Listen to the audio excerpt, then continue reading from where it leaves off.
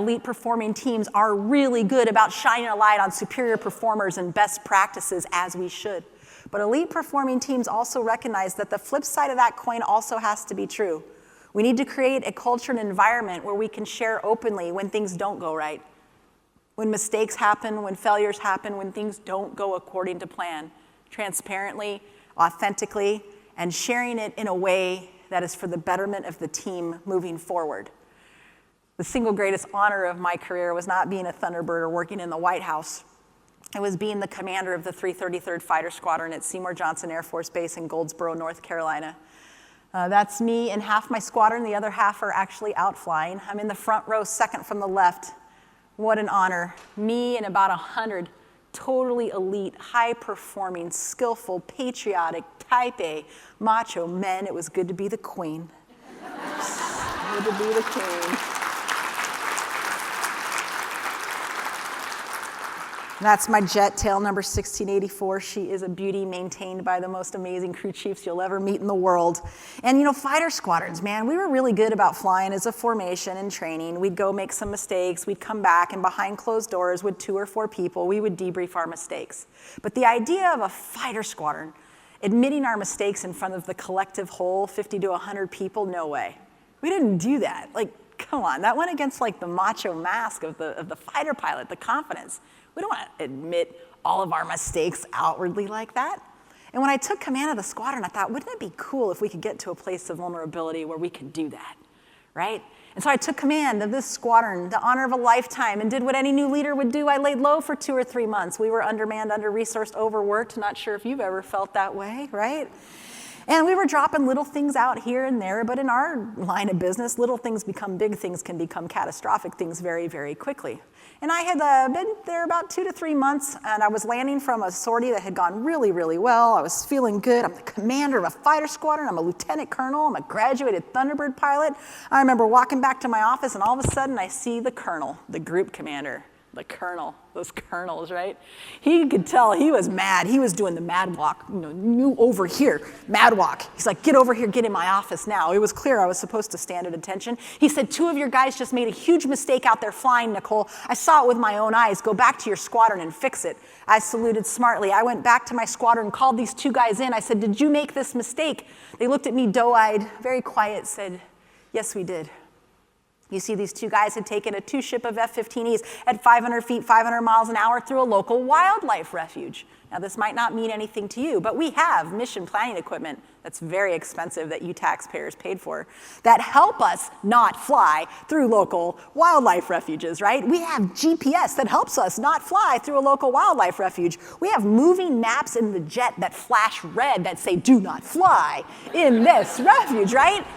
I mean, the mistake that they made was completely junior varsity for our level of work in a fighter squadron. Further, if you take a 2-ship of F-15Es at 500 feet and 500 miles an hour through a local wildlife refuge, and you hit a flock of geese, we're going to give that jet back to you, taxpayers of America, when it crashes, and I'm going to be standing on your spouse's doorstep telling them and your kids why daddy's never coming home again.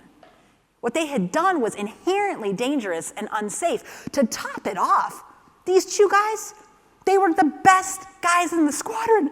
They were my top instructor pilots. They were my train the trainers. How in the world did a mistake like this happen in this fighter squadron? It was my first leadership moment. I stared at them. They stared at me.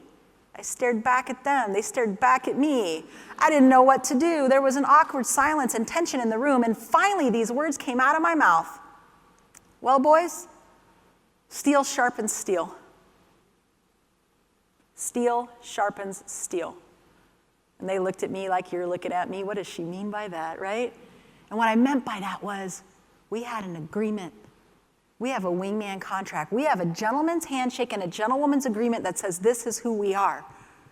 And under this wingman contract, I promise to hold myself accountable to it. And as your peer and leader, I promise to hold you accountable to it.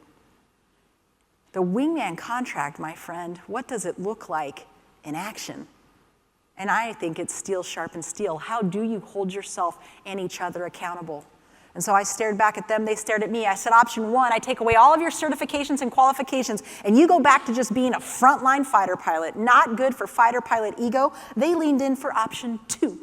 Option 2 is at my weekly Friday meeting in front of all 100 people. You're going to come on stage. I'm going to put up a slide, and in the largest PowerPoint font I could find, I'm going to write steel, sharpen steel. And I want you to get on the stage, and I want you to talk about this problem openly and transparently and vulnerably. I need you to do it in a way that you explain what the problem was, the mistake, how it happened, why it happened, but more importantly, how we get it right so that that mistake never happens as long as the 100 of us are in the 333rd Fighter Squadron at Seymour Johnson Air Force Base in Goldsboro, North Carolina. They reluctantly took option 2, and when they took the stage, you could have cut the tension in the room with the knife. It went against what we had ever done. It wasn't like us to be so openly vulnerable as fighter pilots. It was hard for the gentlemen on stage. It was even harder for the people that were watching. And there were some that were like, great, this is what happens when you get the woman commander, right? We have to talk about our feelings and our mistakes, right? And there was resentment towards me initially, right?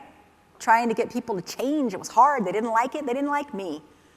But I was consistent, and every week I was equitable and I was fair because there's always a steel sharpen steel moment and something to learn from. And about 8 months into being consistent, the light bulb came on in my squadron, and a young captain, a mid-level manager, showed courage. And he came up to me one day and he said, ma'am, I want to be steel sharpen steel this Friday. And all it took was one brave mid-level manager to feel empowered to do that. And all of a sudden the light bulb came on. Vulnerability and transparency became cool. And as soon as we were vulnerable, levels of trust went up. When trust goes up, loyalty goes up. And when loyalty goes up, measures of performance go up. 15 months into command, who took the stage for steel sharpen steel?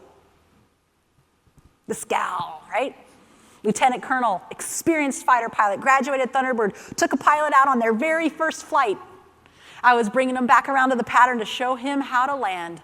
Here's the runway. Watch me as I demonstrate the most perfect landing you've ever seen in your life. I'm going to land here on brick 1. I'm not going to waste any runway. I'm going to grease it on. Here I come around. Watch, little lieutenant, how awesome I am. And I came in for the landing, and I landed 3 feet short of the runway. Yep, 3 feet short of the runway. Do you think that lieutenant knew? Nope. He had no clue. He was just happy to be safely back on the ground, right? Yeah. But I knew. And I didn't have a leg to stand on as their commander unless I took the stage for steel sharpen steel, and it was one of the most difficult things I ever did as a leader, but I can assure you that the loyalty and trust to me as their leader went through the roof after that. I took the stage, I told my story, I talked about how we corrected and how it happened. And a few months later, it was time to relinquish command, and tradition has it that the squadron gives the commander a gift, and that gift remains in the fighter squadron. And to this day, it's the first thing you see when you walk into the building. It's a giant sign, like 6 foot by 8 foot, black background, red lettering. It says Lancers, that's who we were. Prepare for battle, that's what we did, ... Steel sharpens steel. The single greatest accomplishment of my 21-plus year career was not the Thunderbirds or the White House or even combat. It was changing an Air Force fighter squadron to a culture of vulnerability.